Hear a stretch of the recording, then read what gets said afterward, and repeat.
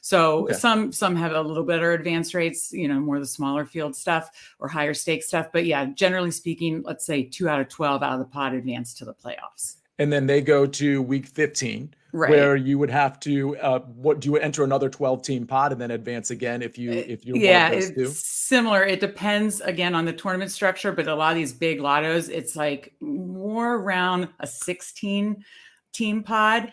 And usually for these big flagship tournaments, only one advances. So it gets really, really competitive then. I believe for Underdog BBM4 this year, it's, 2 out of 12 advance to the playoffs, then quarterfinals, 1 out of 16, then 1 out of 16 out of the semifinals to the finals. And then, then you're in the top 400 some to win a chance at $3 million. And that's why they always, I don't know if you'll hear best ball content, they'll say, well, all the money's in week 17, all the money's in week 17. And that's where it's true. I mean, you can make money along the way. You obviously kind of get your money and profit back if you make the playoffs, and then make a little more if you get out of the quarterfinals to the semifinals, make a little more if you make it the finals. But, then obviously placing in the finals is where the big money's at for sure. Yeah, that's interesting because I don't think a lot of casual observers know that. I don't think they know they get paid at least a little bit along the way if they continue to advance after the regular season. So when you get to week 17, and I think this is the tricky part, we have Stewie in the chat saying hello. He was one of the people that asked the question earlier just about strategy and whatnot. So, I mean, one thing that I think is really fundamental, obviously you want to draft a good team and you want to correlate to some degree regardless, just like you might in DFS or even in redraft leagues. But correct me if I'm wrong, it's really is it week 17 that is maybe the primary focus, where maybe some of the other playoff weeks are a secondary focus? Am I characterizing that right?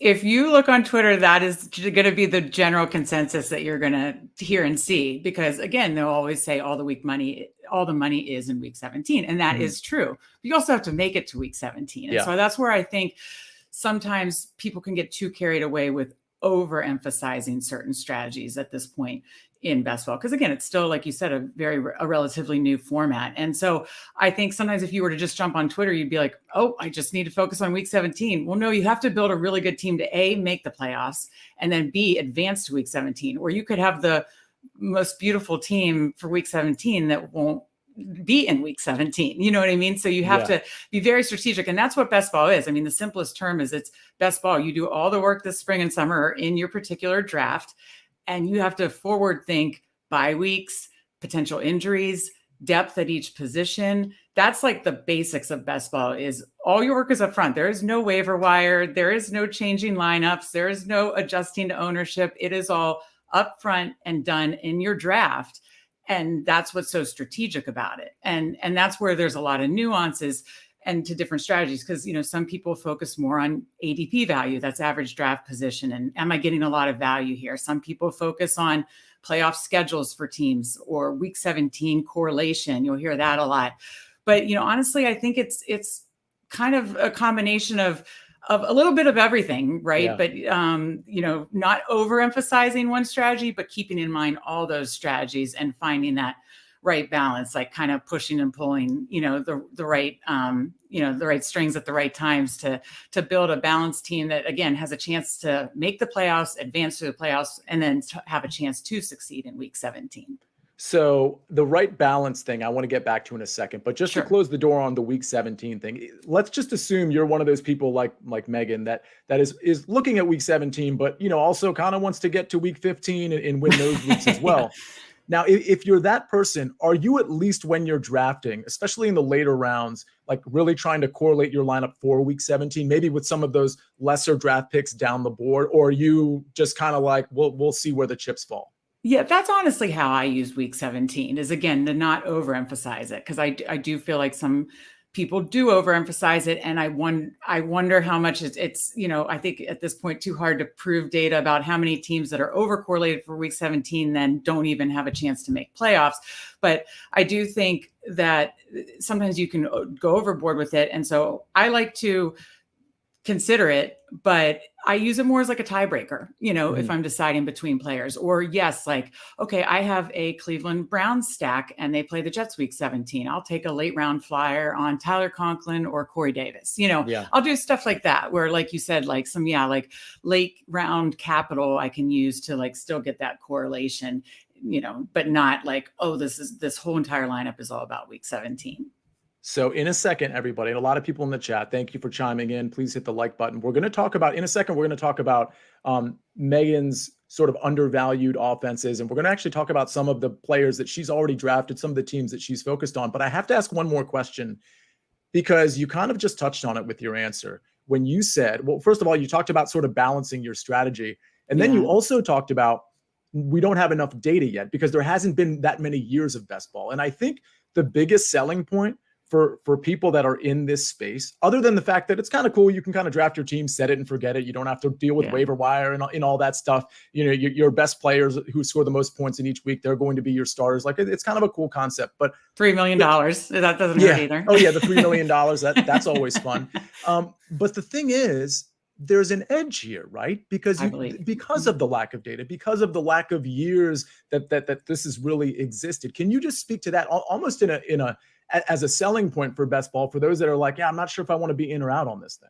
Yeah, I strongly feel that, Sia. I mean, I know you just did that TV series with Pat Mayo, and you, I'm sure, covered The Office. You know the clip, the line from The Office, Andy Bernard says, "I wish you knew you were in the glory days when you're actually in the glory days," or something like that. That applies to so much in life. Like I feel that way definitely personally and professionally in a lot of ways, looking in hindsight. And I feel that way about DFS. Like when you look back at like 2014, 15, 16, compared to like right now, the edges we had then, right, are just different. I'm not saying you can't win at DFS. I'm just saying that now it's a lot harder because there's a lot of good content, a lot of good optimizers and things of that nature out there, and a lot of good data, because we have like 10 years of data for DFS. We only are working with 3 years of data for best ball right now. And so, and also when you look at the data, you see that kind of different things happen each year because it's all based on the nuances of what happened in that particular season with best ball. So much as opposed to DFS where everything's week to week.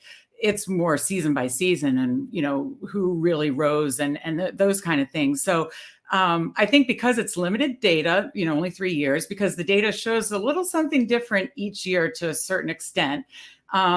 I think that allows us to kind of give a permission to make some stands.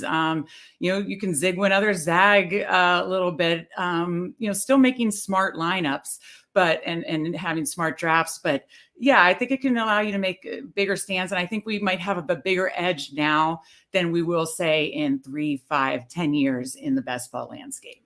It reminds me of poker, right? From like 25 years ago or I should say 20 years ago, when Moneymaker won the World Series of Poker and everybody started getting into it. And it was like the easiest moves you could just dominate a game for an entire evening. And then like there became like the advanced players and the advanced moves and the pre-flop 3 bets and things of that nature that are like quite intimidating. And so poker changed. And I think that's a pretty good analogy here, because we are sort of, you and this sort of best ball industry, they're kind of at the forefront of something that people haven't completely figured out yet. And that's a really cool time to get. Exactly. I don't believe it's completely figured out yet. I don't believe we have enough data.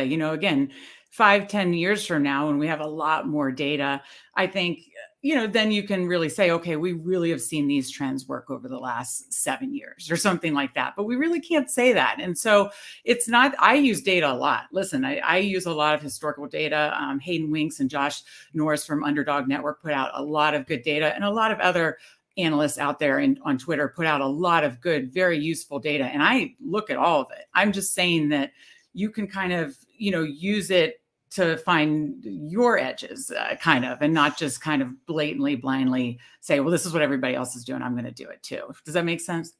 Yeah. And honestly, I think just as a fundamental concept, when it comes to like all things DFS or fantasy related, even betting, looking back and just leaning on that as opposed to anticipating something that's coming next, I think that's kind of where you want to be from a strategy standpoint. Speaking of strategy, Justin, we're going to get to all your questions throughout the show, but Justin asked, he asked if you meant week 18 when it came to the final, but of course you meant week 17 because there is no week 18 best ball, right? Right. Because week 18 in the NFL can get so crazy with, teams sitting because they've already clinched and that kind of thing. Best Ball has been very smart to make their finals week 17 so that it's not impacted by, the week 18.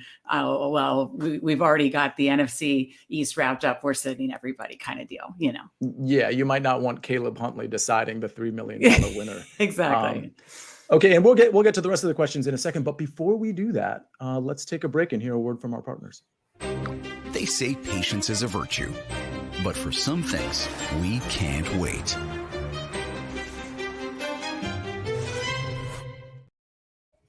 We are back.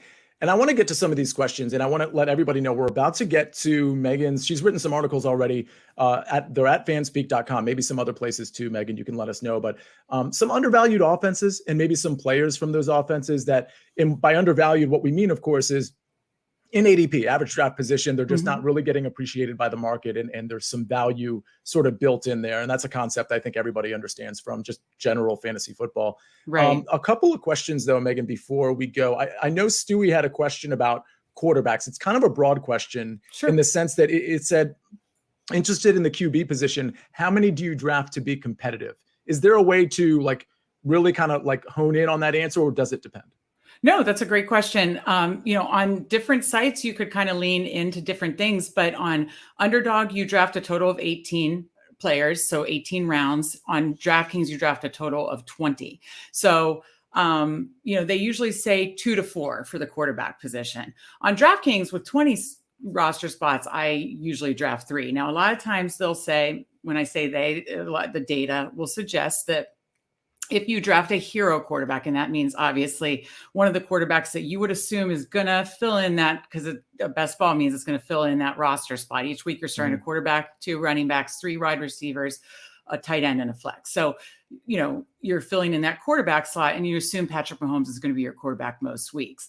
So they say, the data would suggest, well, if you're going to draft a hero quarterback, maybe in those situations you just draft 2. And generally I do. So generally, draft 2 quarterbacks if you're drafting a hero quarterback, 3 if you're drafting maybe a little further down the line as far as quarterback rankings. But I will say, and this is one strategy that I'm kind of considering this year, my Best Ball Mania 3 team only made the finals because I had 3 quarterbacks. And that's because Dak Prescott got injured and, basically didn't give me any score for the first 6 weeks. Had I not had a third quarterback, and the third quarterback, interesting enough, was Carson Wentz, who later got benched, I wouldn't have even made the final. I wouldn't have even made the playoffs, let alone the finals, because as you remember, as a Washington fan, Carson Wentz actually had some pretty nice spike weeks at the beginning of the season. And I needed those spike weeks from him while Dak Prescott was out, because Kirk Cousins, my second quarterback, my other quarterback, did not provide those same weeks. So I actually needed all 3 quarterbacks, even though Carson Wentz only provided 2 or 3 weeks for me. Kind of interesting, but I literally wouldn't have even made the playoffs, let alone the finals. And so not only do I think it can help you on some outs there with even injuries, because some people, you hear them say, well, if Mahomes is out, my team's dead, my team's done. Well, not if he's out for only 4 weeks, and so that also allows you to also have 3. You usually want to correlate your quarterbacks with at least 1 receiver or teammate. And so it allows you to get a third team stack in the playoffs. So if I have 3 team stacks as opposed to 2 team stacks to work my way through the playoffs, say 1 week, Pacheco gets all the touchdowns for Kansas City, and my other quarterback gets banged up during the game, and my third quarterback saves me and has a great game. It just gives you more outs to, advance through the playoffs. Because when you're competing you have to be 1 of 16 to move on. That's very competitive, and there's no room for error. So some people like to really load up and have depth at a position like receiver, but I actually don't mind having a third quarterback, even with some hero QB builds, not all the time. I know that was a very broad answer, long answer, but hopefully that covered it. No, I mean, there's a lot of nuance there. There is, yeah. I like the answer. A really interesting question. I want to address this really quick, and then we'll get into some undervalued offenses that Megan has already written about. By the way, Don F said this is going to make me do a draft in an hour. Well, me too, by the way. I love it. Very cool. I love it.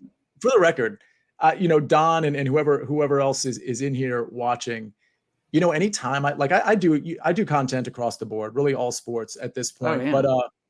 Yeah, it's been busy, but great. But the point I'm making is not a lot of it has been football related over the last few months for obvious reasons. I can tell you that the few times I've been able to talk football over the last, let's say, 2 weeks, I am telling you, it's like an actual like adrenaline rush. It's just one of those things where therapeutic too. Yeah.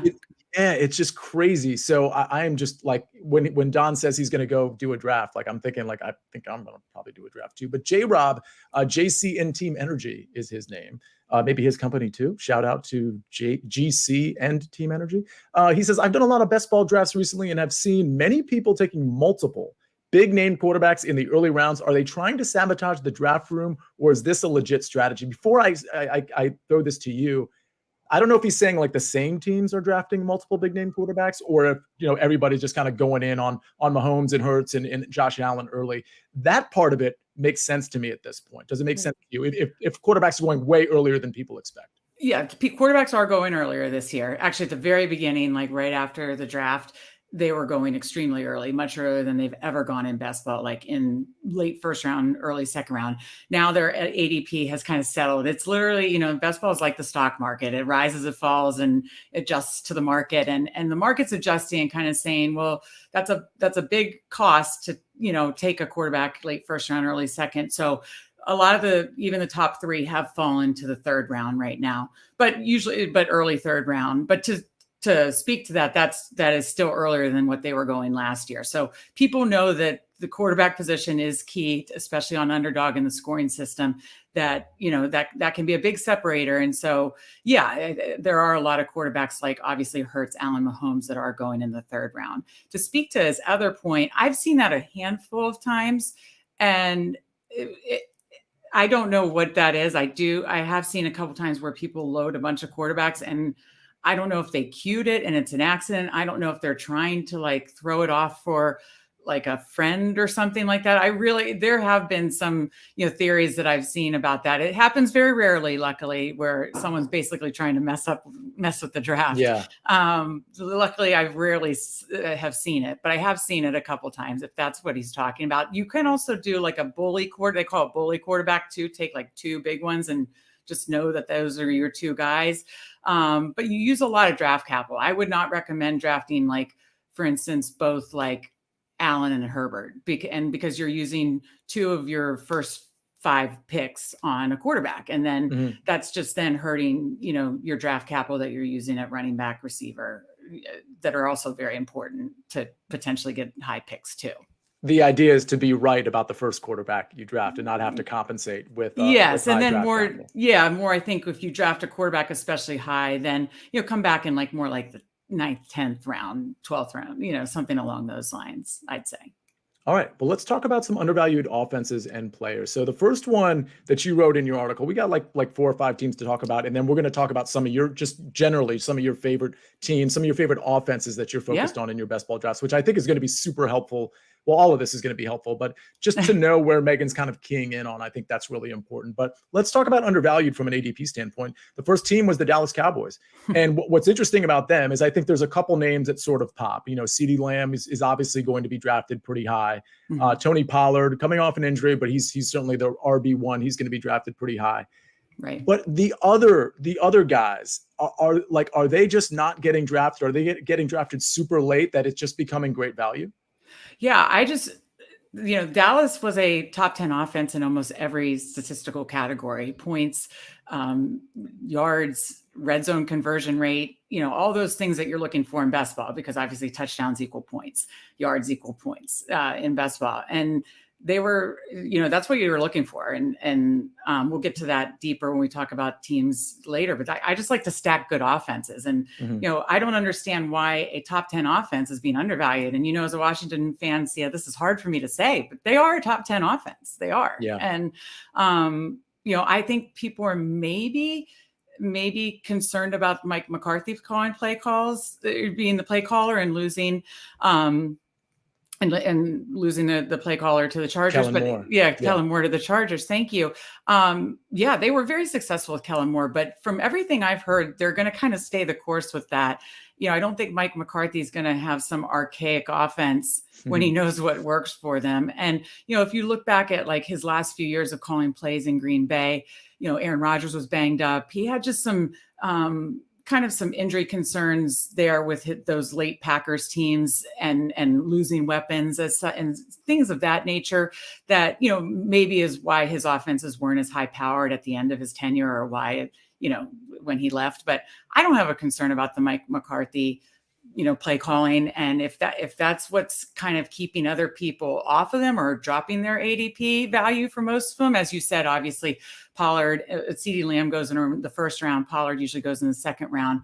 Everybody else, you're getting, I think anywhere from pick 70 or 80 with Brandon Cooks down to in the 120s with Gallup, and then the tight ends, obviously very late. So, I just think you're getting extreme value. And then, of course, Dak Prescott is at around pick 98 to 100, something along those lines. I mean, Anthony Richardson's going above Dak Prescott. And we wrote a whole article. That's a whole nother topic to get into, rookie quarterbacks. But to me, I'm sorry, Dak is usually a perennial top 10 quarterback and has the potential to be a top 5 quarterback. And for you to get him as like quarterback 12, 13, that seems kind of silly to me. So I'm going to have a lot of Dak Prescott. Yeah, I think it's one of those things you almost want to take advantage of a potentially bad narrative, which is what you were suggesting with respect to Mike McCarthy and Kellen Moore. Like, listen, Kellen Moore's a young OC, and the Dallas Cowboys offense, we don't know that they wouldn't have been a well-oiled machine without Kellen Moore. Look, we don't know. I'm not trying to say anything bad about Kellen Moore, but we don't know that he was a net positive for that offense. I mean, we can make assumptions, but we certainly don't know that. And I think maybe that's probably what's driving this down at least a little bit. And there's certainly going to be some value on guys like Dak and, Cooks and Gallup. I mean, even Jalen Tolbert, they've got a host of receivers that could be successful, kind of young receivers. It's well improved. Gallup's another year removed from the injury. Now they have Brandon Cooks. That's quite a 3-headed monster receiving core, right? And then I know they lost Dalton Schultz, but they drafted a guy, Luke Schoonmaker, if I'm pronouncing that right, in the second round. I don't think, and then a lot of people will say, oh, well, they drafted him, he'll be a primary blocker. I don't think they spent a second round pick just for a blocker. I think he'll be out there enough. They do have a kind of a lot of tight ends, and so maybe it'll be more tight end by committee, but you can get any of them basically in the last round, basically for free. So Dak Prescott stacks outside of CeeDee Lamb are incredibly cheap. So whether you want to include Pollard or Lamb or not, I just think you're getting a lot of value on a top 10 offense. And that I think is absolutely key. And one thing I will say really quick about stacking, that's another thing to keep in mind. If you are new to the best ball space, you'll hear stacking, correlation. That's, you want to, it makes sense. If you're going to draft Dak Prescott, he's probably going to bring a couple players along with him for the season to have spike weeks. And, I usually stack anywhere from 1 to 3 players. So no more than 4 players from a team. So 2 to 4 players from a team, including the quarterback. And it doesn't have to be like 2 or 3 receivers. Like, I actually like getting access to the running back. I actually like getting access to the tight end, because in a lot of cases, sometimes you can get those later. I actually had a 4-man Dallas stack on my BBM3 team last year, and it was Dak, Elliott, actually Michael Gallup, and Dalton Schultz. So, when you can spread the ADP out and still stack a top offense, that can be very powerful in best ball. Megan, we are Commanders fans. You're not allowed to stack Dallas. I know. I'm talking about stacking 4 Dallas multiple years in a row. What is going on? I know. Maybe one DFS week. Maybe that's an indiscretion I can look past. But for an entire season in best ball, it's rude. If I'm being honest. Listen, Sia, Washington is first in my heart, but $3 million is also it's up there, I get that. Speaking of $3 million, we want to talk about the Steelers. But before we do that, we want to hear a word from our partners. The PGA Tour heads up north, where defending champion Rory McIlroy competes against a strong field at the RBC Canadian Open this weekend on CBS. Now, the Pittsburgh Steelers are interesting, and I love that they're sort of in this undervalued spot, because, frankly, this is where they belong, because they're not a sexy team, and it's just one of those things where people might look past the fact that, Megan, something you featured in your article was this is a very much an upgraded offensive line. And so you got the young quarterback, you got some young receivers. They got looks like an easy schedule. Yeah. This is a team maybe like from a value standpoint to focus on, right? Absolutely. I think for the Steelers, the big thing is a second year for, obviously Kenny Pickett and George Pickens. They were both drafted together and were rookies together last year. So, second year is always, could be a potential breakout year. It doesn't mean it always is by any means, but, I am interested to see a second year in this offense. But I think more importantly, massive upgrades along the offensive line. I don't have the pronunciation, but they got the guard from the Eagles. And that's a massive upgrade. And then they drafted Broderick Jones, the Georgia tackle, in the first round. So that's 2 new starters. And I believe in both the draft and free agency, multiple other depth, on the offensive line too. That's huge. We know, winning in the trenches is key. And I think that's going to be good for Najee Harris. I think that's going to be good for Kenny Pickett's development. And, Deontay Johnson is one that I was kind of low on coming into the best ball season, but have read a lot of articles that, just kind of his targets per route run and, just the kind of nature and where he runs his targets. He actually is due for some touchdown regression. So on a site like Underdog, where usually I'd say, Deontay Johnson might be someone I'd target more on DraftKings or Drafters because it's full point PPR, that kind of guy who's getting a lot of targets. But, if he's due for some touchdown regression, I might be interested on a site like Underdog, which again, the scoring is more FanDuel scoring, if you want to look at it that way, half point PPR or touchdown hunting. And I have interest in Deontay Johnson and Pickens, and, their tight end, Pat Freiermuth, also is due for some touchdown regression. And all you're getting with incredible value. The only one that's going high, and it's the 3rd or 4th round, is Najee Harris. Other than that, you're getting Kenny Pickett stacks very, very cheap. Or even if you just want to stack the team and get Najee Harris and Freiermuth, or Najee Harris and George Pickens, that's you're getting relatively good value to get access to an offense that I think is going to score more points this year. Yeah, I like that. Absolutely love that. Let's go to the next team. This is a really interesting team with a brand new quarterback that I think people have just opinions all across the spectrum on this guy. And it makes sense. Like, I don't really want to defend one opinion or the other. I've always thought that Derek Carr, and we're talking about the Saints, of course, I've always thought that Derek Carr is better than perceived by the general public. And right. I include sort of the football community when it comes to the public in that as well. It certainly seems like an upgrade at the quarterback position. It looks like they have an easy schedule. I mean, they're in a much easier division. Yeah. And, according to your article and in the average draft positions, Olave is going early, but pretty much nobody else is, right? Right. No, literally nobody else is. Olave is going very early, as he should. I mean, he should be a second-year stud breakout candidate. I mean, he already is a stud. And so Olave deserves his draft position as high as it is. Derek Carr, wouldn't be drafting him as my first quarterback, but if you want a second or third stack and you have, like a Derek Carr, Michael Thomas, or Derek Carr, Rashid Shaheed, or Derek Carr and Juwan Johnson, their tight end, you're getting that, again, very, very cheap to have as a second or third stack in your best ball lineup.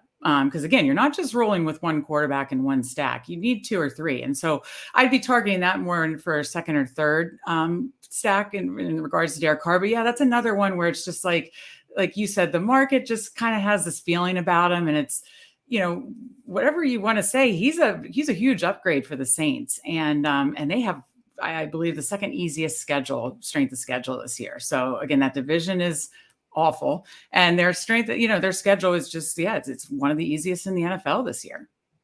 So I'm looking at, one thing I want people that are new to this to understand when it comes to correlating, and we touched on this, but I want to ask you kind of a follow-up question when it comes to, like, at least taking a look at week 17 as you're drafting, so you can have some correlation if you're lucky enough to advance to that spot.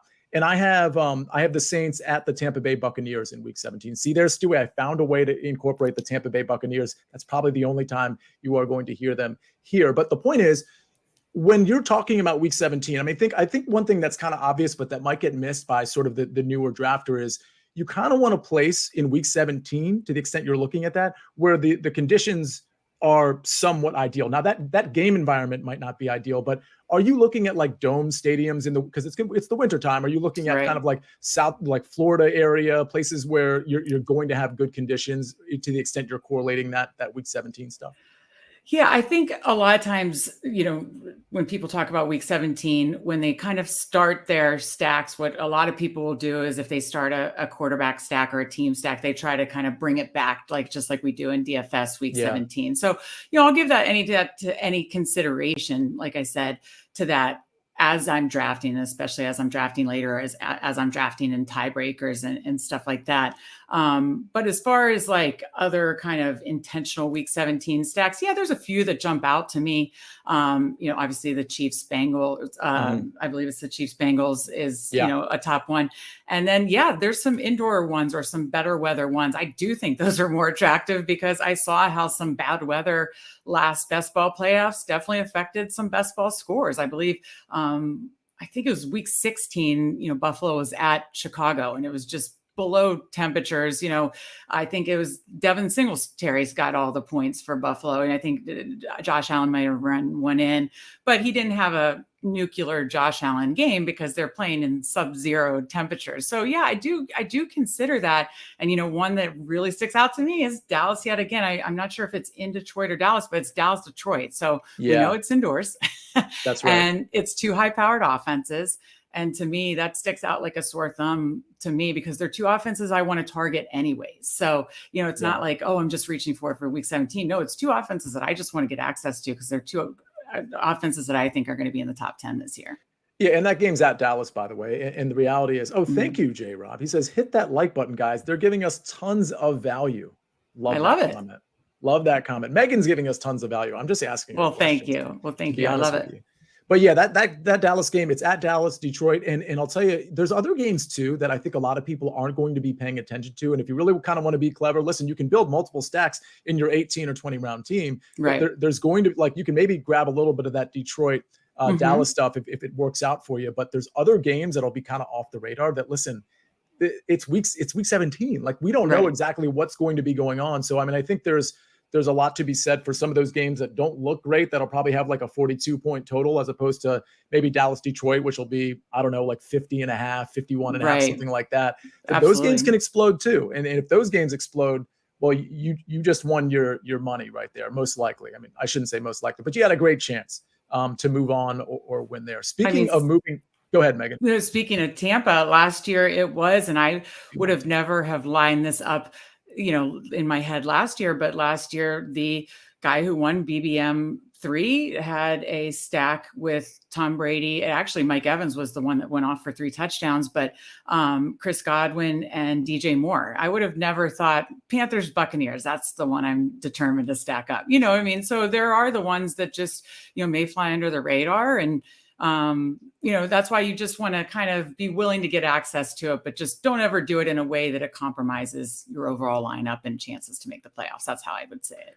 If you're an Anthony Richardson truther, whether you think he's going to start week 1 or not, they play the Raiders at home week 17. So maybe that's a stack you might want to look at. Especially if you have Anthony Richardson on your squad, maybe some Raiders bring backs, things of that nature. The Rams, speaking of bringing things back, Stafford looks to be coming back. Cooper Kupp coming off an injury. Is there value in those guys or is there value in other guys when it comes to the Rams?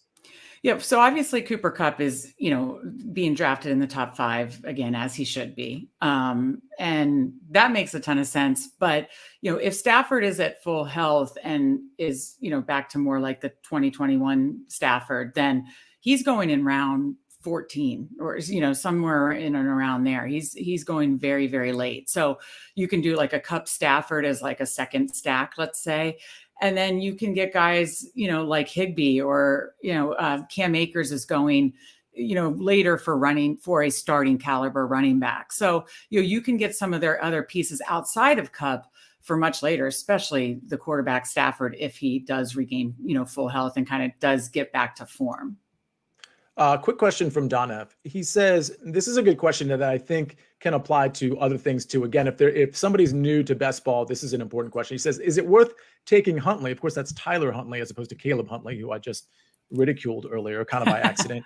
He says, is it worth taking Huntley in the last round if you draft Lamar? And so I just want to have a corollary question for that new person. Well, what if you want to just like get a running back sort of committee? Like you want Zach Charbonnet and you want Ken Walker. Is that something you engage in, or no, you just take the guy that you think is going to do well in that backfield and you move somewhere else, or the quarterback? For the quarterback, no, I don't handcuff the quarterback. I'm only drafting guys that I believe are starting. And yes, it doesn't always work out that way. Either guys get injured or guys get benched. But I'm only drafting guys that I believe are going to be starters, and hopefully, obviously hope when I'm drafting them that they stay starters. But no, I never handcuff the quarterback to answer his specific question about Huntley. Now I will say there is a different format called Superflex, and that's where you have to play two quarterbacks, or not have to, you can have a second quarterback in the flex. That might be one where you might want to get weird. And I'm trying to think if that had 20 rounds too. I believe one time I did a super flex where I drafted Tua and Mike White, and I was like, well, I have all the Dolphins, and then I was still able to get two other stacks with it. That's the only time. That's very, kind of obscure and nuanced. But no, for general best ball, I do not draft a handcuff for the quarterback. I do consider it for the running backs though. And especially in situations like Washington, where you have guys that can get points no matter what. It's not just going to be, oh, he's injured. Okay, then the other guy can fill in. It's not like drafting Antonio Gibson after I drafted Brian Robinson means I'm going to take a 0 from Gibson. There's actually weeks where they could both score for me. Now you only have to fill 2 running back spots and then a potential third spot in the flex. Running back can fill in the flex as well. But, they're both viable players each and every week. And so I think that's one spot. And there's a couple others that I don't mind like taking the handcuff, so to speak, but I wouldn't do it for like, oh, I'm just having the backup if he gets injured. Like I'm not doing it with like, say, Derrick Henry and Tajay Spears. Does that make sense? So it does. All right. Good answer there. Okay. There's one more team to talk about before we'll do sort of a lightning round at the end with some of the teams that you just kind of want to invest in with best ball in terms of you think they're going to be like a top 10 offense, if not better. But there's one other team to cover from a value standpoint, teams that you think are undervalued. And I got to tell you, there seems to be a little bit of bias and subjectivity here. Behind Megan, if you're watching us on YouTube, you can see a Washington color shirt, Commanders, whatever it is back there. I need some updated shirts. Yeah. It's Washington oriented. And I got to tell you, right behind me, if you zoom in, you see Santana Moss, but it's really not a Santana Moss picture because he's flashing up the 21 for the now departed Sean Taylor, the guy that I think would have been the best safety in NFL history. I actually truly believe that. I 100% believe that too. Yep. Of course, we'll never know. But if you watched Sean Taylor, I think you'd have an idea of what Megan and I are getting at there. But with all of that said, shout out to Sean Taylor and all his fans who will be at all the Washington games because that's the jersey that's worn more than anybody. Yeah, and this man passed away in 2007. This is almost 20 years ago, and he is the jersey you will see more than anyone at any single Washington game. With all that said, Eric Bieniemy, new OC. McLaurin's the guy that's going to go early, but pretty much nobody else is. Some value on some of these guys, right? Yeah, obviously, Sia, you and I get to bond over being long-suffering Washington fans with hopefully a little bit of hope now. But the Eric Bieniemy is a big X factor, right? I mean, obviously, I think this could be a game changer for our offense. Whether it was Ron and Scott Turner didn't work well together. It just was, it was very run heavy, and I just hope that the Bieniemy offense is going to be a lot more creative. And I think and I believe it's going to be Sam Howell. I'll just go on record saying that. Yeah. If Sam Howell is even just decent, good, serviceable, I think that's going to allow an Eric Bieniemy offense to service, Terry McLaurin, Jahan Dotson, and the running backs to that extent, just putting them in position to score much better than we've ever seen. And you're getting Washington stacks, I'm not going to say for free, but very, very, very discounted. Terry McLaurin goes in the 4th or 5th round, but, Jahan Dotson goes at around pick 80 something. Both the running backs go in the early 100s. and then if you wanted to get Curtis Samuel or the tight ends and go further, you could do that too, because, there's going to be usage there as well. So, you can get a Sam, and let's talk about Sam Howell, by the way. Just, there were reports yesterday, it's still a competition. He went from going up to I believe the 16th round. Now he's back down to, I think, going in the 18th round, so it's just people overreact to news. And I will definitely would want to mention that too, about, kind of watch on overreacting to news. I'll leave you with, or think about Josh Jacobs last year. People got so upset because Josh Jacobs played in the Hall of Fame game. Oh my goodness, Zamir White's going to replace Josh Jacobs, and Josh Jacobs falls all the way to the 8th round. So sometimes that kind of stuff, it's like, don't overreact to these preseason or off-season, camp reports, or be very, cognizant of what you react to, because if you overreact to the wrong news, it could be very detrimental, and you can get a lot of value by simply not reacting to the news. So I'm still scooping up Sam Howell. I think he's going to be a quarterback that you can grab basically in the last round, pair him with Terry and or Dotson. The running backs offer a lot of value. And I just think, you're getting a lot of ADP value for an offense that could be much improved this year.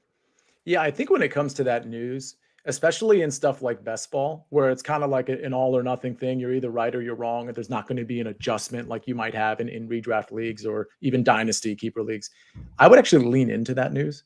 The moment that I hear, Zamir White might be the guy. Did you see Josh Jacobs actually played in the Hall of Fame game? They must not like him. It's his last year. Maybe they don't like whatever the narrative is. I'd actually lean into it, and I'd run to best ball drafts and just scoop up a bunch of Josh Jacobs.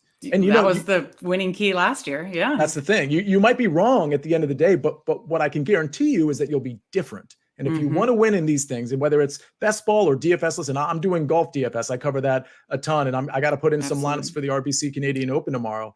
Yeah. When you hear a narrative about somebody and you see their ownership start spiking, well, that's probably the time to fly away. And in this case, when you hear that news, and we're going to start hearing, it's going to start percolating over the next month, and then it's going to be loud and clear once these preseason games start. That's the time, especially in my opinion, in best ball, to kind of lean into it and be like, all right, if that's what everybody thinks, at least in some of my teams, I'm gonna grab that guy that everybody thinks is washed. Yeah, it's kind of like that saying, when others get scared, get greedy, and when they get greedy, get scared. I think it's that kind of mentality with best ball, because again, it is very like stock market, mindset. And if it's like, okay, everybody's getting scared by this, don't get scared, get greedy, scoop up more shares of Sam Howell right now. That's what I'm doing. And, I think that's something just to keep in mind as like you said, you're going to hear more and more of this, especially as we get into full blown training camps and preseason in late summer.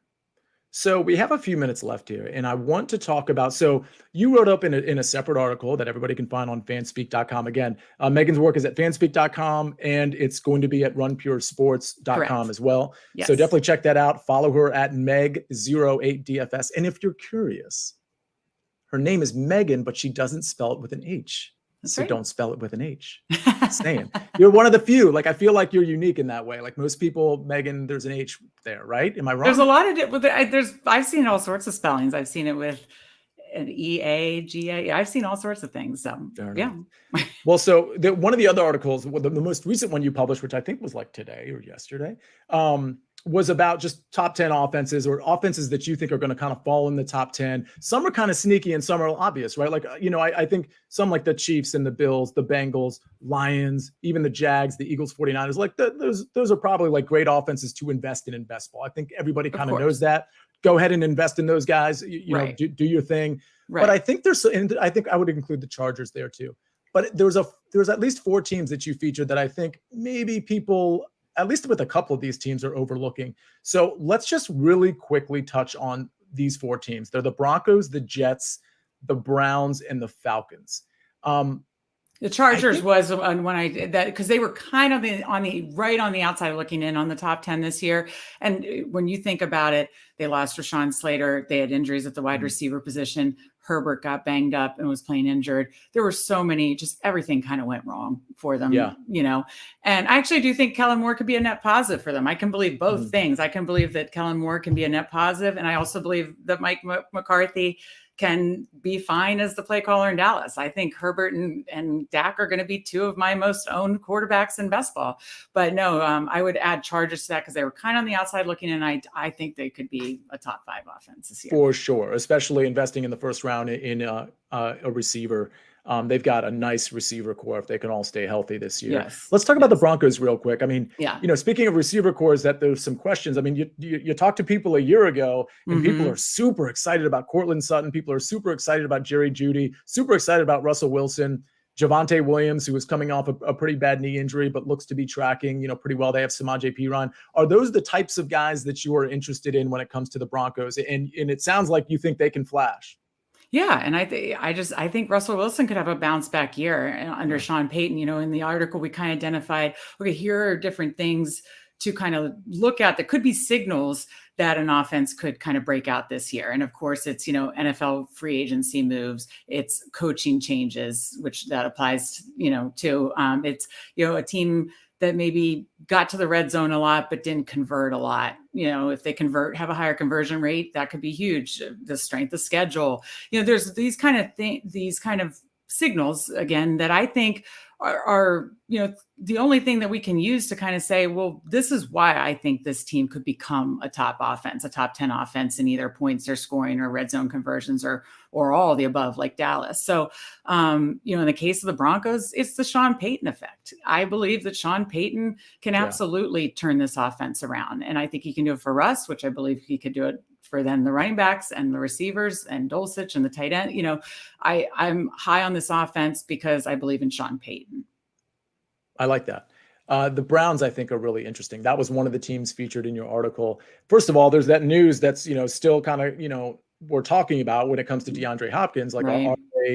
Are they going to get D-Hop? And I think what's interesting is I think you could make, speaking of holding two thoughts in your head at once, when you were talking about Mike McCarthy and Kellen Moore, well, the thing about D-Hop is he's 31. I think he just turned 31 like yesterday. I don't know why I know that. It was in the last couple of days. So he's on the wrong side of 30 for sure. He's 31 years old.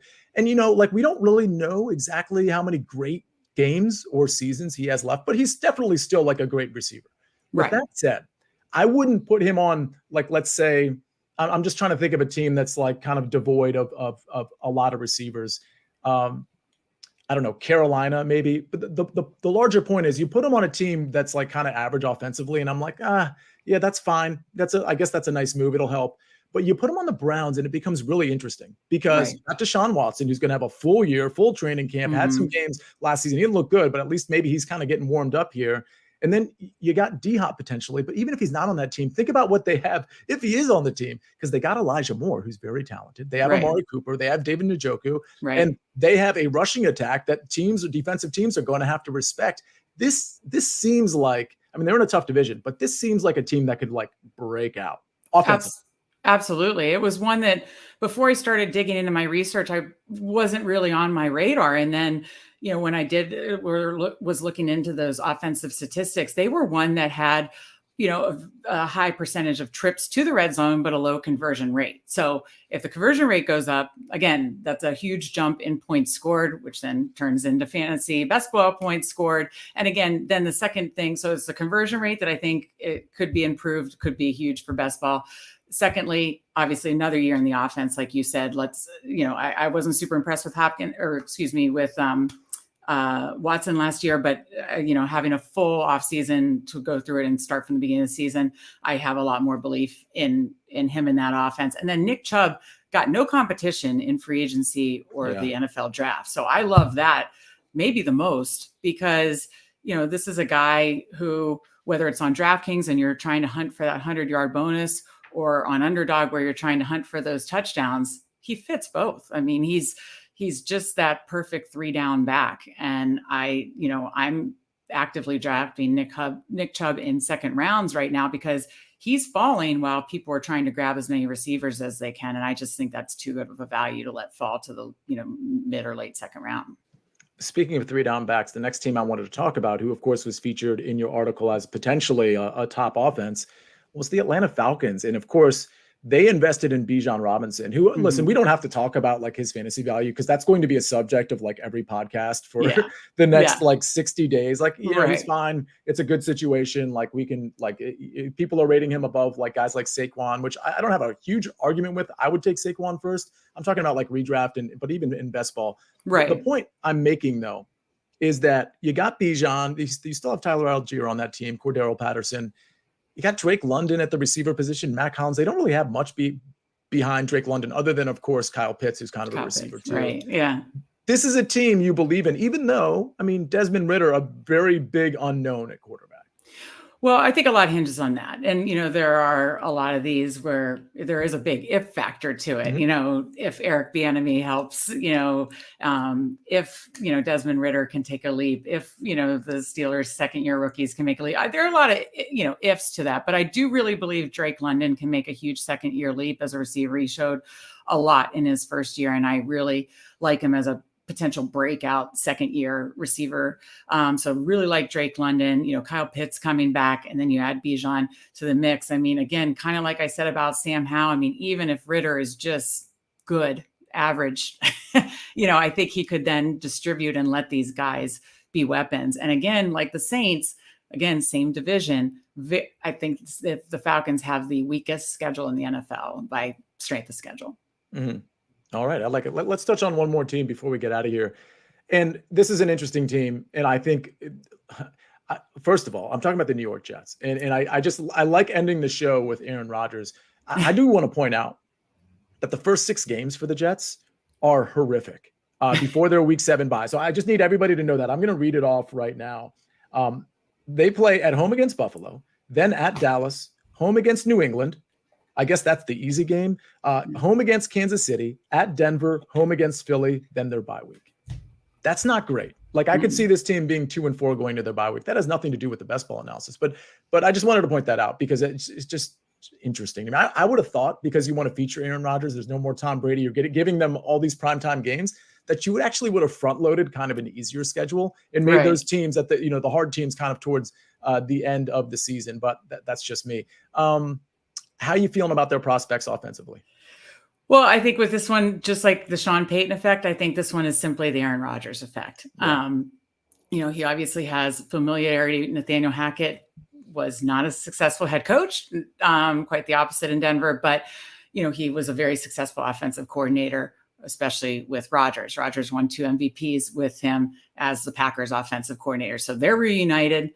You know, they bring Lazard and Cobb over for familiarity. Then you have Garrett Wilson, who's just a stud. Breece Hall coming back from injury. You know, it's really the Aaron Rodgers effect combined with the, you know, familiarity that the Jets are giving him and the weapons that he has that he didn't have last year. You know, he was playing with an injured thumb last year. He didn't have these same kind of weapons that he now has in New York. And, you know I point to the strength of schedule. Okay, it's an easy schedule and that, you know, will allow them. That's honestly why I liked the NFC East last year. It was a weak strength of schedule for them. And that's why I like the NFC South this year.